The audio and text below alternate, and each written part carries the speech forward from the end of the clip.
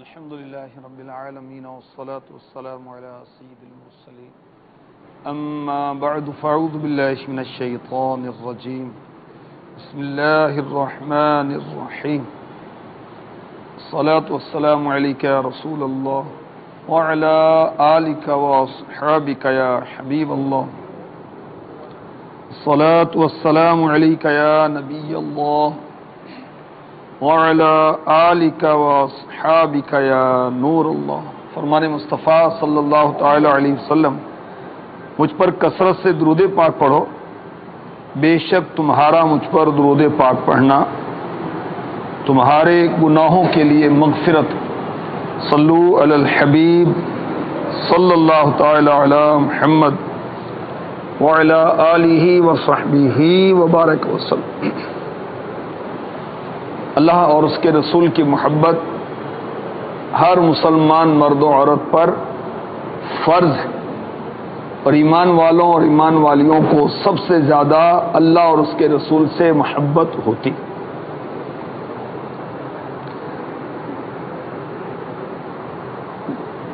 وہ باتیں جو اللہ کی محبت کا سبب بنتی ہیں وہ کون سی؟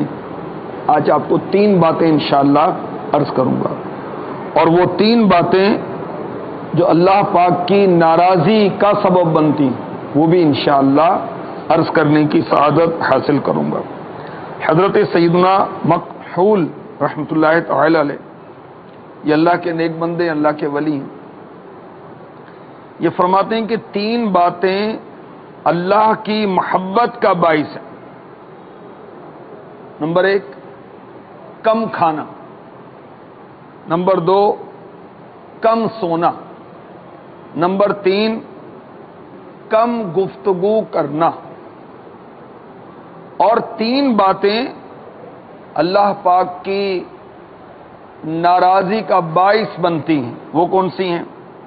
نمبر 1 زیادہ کھانا، نمبر 2 زیادہ باتیں کرنا، نمبر 3 زیادہ سونا۔ تو جو یہ چاہے کہ مجھے اللہ پاک کی محبت نصیب ہو تو اسے کیا کرنا چاہیے؟ کم کھانا چاہیے۔ اسے کیا کرنا چاہیے؟ اسے کم بولنا چاہیے اور کم سونا چاہیے۔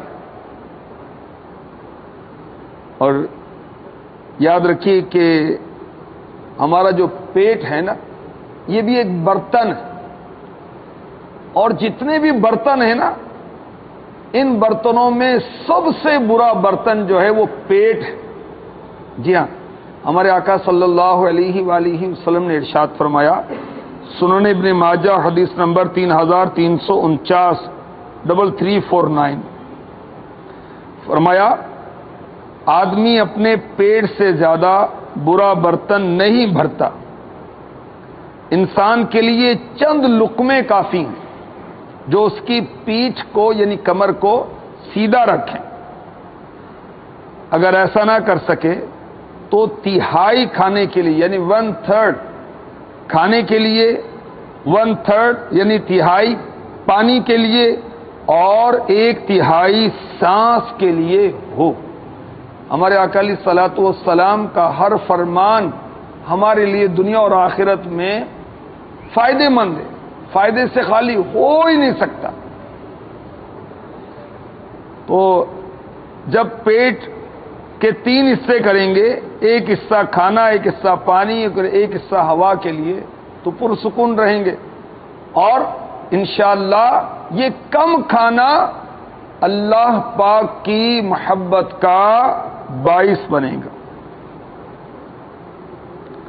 حضرت سیدنا عبداللہ انطاکی رحمۃ اللہ تعالی علیہ فرماتے ہیں، بیمار دل کی 5 دوائیں ہیں۔ سر میں درد ہے تو بڑی پریشانی ہوتی ہے، علاج معالجہ کراتے ہیں، بلڈ پریشر اپ ہو جاتا ہے، لو ہو جاتا ہے تو بہت پریشان ہوتے ہیں، ہیپیٹائٹس سی تو نیند اڑا دیتا ہے، کینسر تو پھر کہیں کا نہیں چھوڑتا، مرنے سے پہلے ہی مر جاتا ہے، کہ جس کو کینسر ڈکلیئر ہوتا ہے۔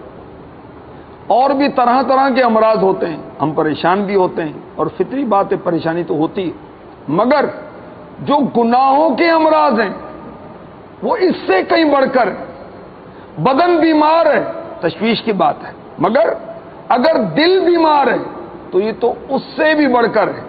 اعلیٰ حضرت نے کیسی بات فرمائی؟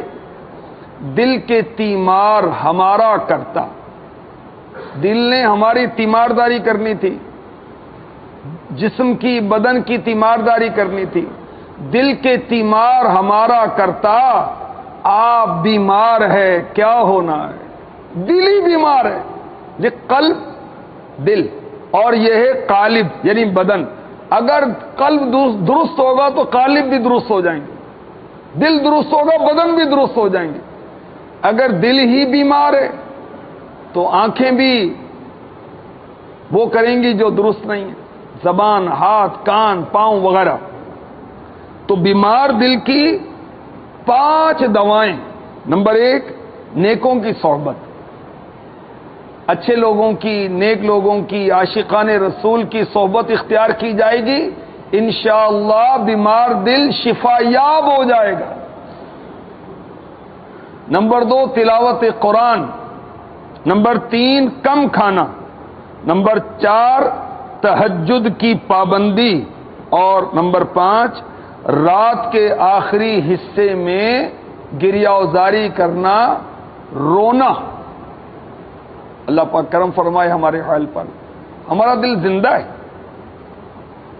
جب بھی زندہ ہے جبھی تو دل زندہ ہے بھئی۔ ایک تو ہمارا وہ میڈیکلی جو ہارٹ ہے یہ پمپنگ کر رہا ہے، خون سپلائی کر رہا ہے، جو تو زندہ ہے ہم، لیکن روحانی طور پر ہم زندہ ہیں یا نہیں ہیں؟ جسمانی طور پر تو زندہ ہیں۔ گناہ کرتے ہوئے گھبراہٹ ہوتی تو سمجھیں گے دل زندہ ہے، اور دل توانا ہے، درست ہے، اور گناہ کرتے ہوئے کوئی گھبراہٹ نہیں ہوتی، جھوٹ بول رہے ہیں، دھوکہ دے رہے ہیں، فراڈ کر رہے ہیں، ماں کو بڑی ترکیب سے چکما دے رہے ہیں کہ نہیں یہ مسئلہ تو نہیں، وہ تو کچھ بھی نہیں، جھوٹ بول رہے ہیں بڑی فنکاری کے ساتھ، بڑی مہارت کے ساتھ، اپنے آپ میں، اپنے دانست میں۔ نماز چھوٹ جاتی ہے، پریشانی ہوتی ہے۔ اور بھی غور کریں، نیکیوں میں دل لگتا ہے نہیں لگتا؟ سمجھ لیں دل بیمار ہے۔ مسجد میں دل نہیں لگتا نا، دل بیمار ہے۔ تلاوت میں دل نہیں لگتا، دل بیمار ہے۔ درود پاک میں دل نہیں لگتا، نعت خوانی میں دل نہیں لگتا، دل بیمار ہے۔ نیکی کی دعوت میں دل نہیں لگتا، دل بیمار ہے۔ اس کی دوا کرنی چاہیے، اس کا علاج کرنا چاہیے۔ اگر بدن بیمار ہو تو دنیا میں آزمائش ہے، اور اگر قلب دل بیمار ہے تو دنیا کے ساتھ ساتھ آخرت میں بھی آزمائشیں ہو سکتی ہیں۔ تو بہرحال بیمار دل کی 5 دوائیں، 5 علاج ہیں۔ نمبر 1، نیکوں کی صحبت، تلاوت، کم کھانا، تہجد، اور رات کے آخری حصے میں رونا۔ اللہ اکبر۔ ہمارے آقا فاروق اعظم رضی اللہ تعالی عنہ کی غذا پتہ کیا تھی؟ آپ 7 یعنی 7 یا 9 لقمے کھاتے تھے بس، اور یہ تو ہمارا سمجھیں گے ٹیسٹنگ ہے، یہ تو ہمارا آغاز ہے، اس کے بعد کام شروع ہوتا ہے۔ بہرحال 3 باتیں اللہ کی محبت کا باعث ہیں۔ نمبر 1 کم کھانا، نمبر 2 کم سونا، نمبر 3 کم گفتگو کرنا۔ جو کم کھائے گا وہ کم سوئے گا اور بولے گا بھی کم۔ روزے کی حالت میں رمضان آنے والا ہے، اللہ پاک ہمیں ماہ رمضان سے عافیت کے ساتھ ملا دے۔ اللہم بارک لنا فی رجب و شعبان وبلغنا رمضان۔ تو عصر کے بعد کیسی کیفیت ہوتی، مغرب سے پہلے کیسی کیفیت ہوتی، بات کرنے کو دل نہیں چاہتا، اور جب پیٹ بھرا ہوتا ہے تو اعضاء بھوکے ہوتے ہیں، اور جب پیٹ بھوکا ہوتا ہے، خالی ہوتا ہے، تو اعضاء سیر ہو جاتے ہیں۔ بہرحال کم کھانا اللہ کی محبت کا باعث۔ اور سبحان اللہ، میرے آقا صلی اللہ علیہ وآلہ وسلم نے کبھی بھی حیات پاک میں ایک دفعہ بھی پیٹ بھر کر کھانا تناول نہیں فرمایا۔ میرے آقا صلی اللہ علیہ وآلہ وسلم جب کھانا تناول فرماتے تو 1 مرتبہ، دن رات میں 1 مرتبہ کھانا سنت ہے۔ بہرحال کم کھانا، کم سونا، کم بولنا، یہ محبت الہی کا باعث۔ تو اللہ کرے کہ دنیاوی لذتوں سے ہماری جان چھوٹ جائے، ہم عاشق خدا بن جائیں، ہم عاشق مصطفیٰ بن جائیں۔ کم بولنا یہ بھی اللہ کی محبت کا باعث ہے، اور ہمارے آقا صلی اللہ علیہ وآلہ وسلم نے بیکار باتوں کو چھوڑنے کو اسلام کا حسن قرار دیا۔ ہمارے آقا علیہ الصلوۃ والسلام نے ایسا شخص جو دنیا سے بے رغبت ہے اور کم باتیں کرتا ہے، اس کی صحبت اختیار کرنے کا ارشاد فرمایا، کیونکہ اس پر حکمت کا نزول ہوتا ہے۔ زیادہ کھانا یاد رکھیے کافروں کی صفت ہے، مسلمانوں کی نہیں، اور دل کی سختی کا سبب ہے۔ پیٹ بھر کر کھانا، زیادہ بولنا۔ تو اللہ پاک ہمیں کم کھانا، کم بولنا، کم سونا نصیب فرمائے، تاکہ ہم اس کی محبت کو پانے میں کامیاب ہو جائیں۔ یاد رکھیے کم کھانے سے صحت اچھی رہتی ہے۔ ایک بزرگ نے بڑی پیاری بات کہی کہ سوکھی روٹی بغیر سالن کے یہ موت کے سوا ہر مرض کا علاج ہے۔ سوکھی روٹی بغیر سالن کے تمیز کے ساتھ کھانا۔ کسی نے پوچھا حضرت یہ تمیز کے ساتھ کھانا کیا ہے؟ فرمایا کہ جب بھوک لگے تو کھائے۔ سوکھی روٹی بغیر سالن کے بھوک لگے تو کھائے، اور جب بھوک ختم ہو اس سے پہلے چھوڑ دے، انشاءاللہ اس کو بیماری نہیں لگے۔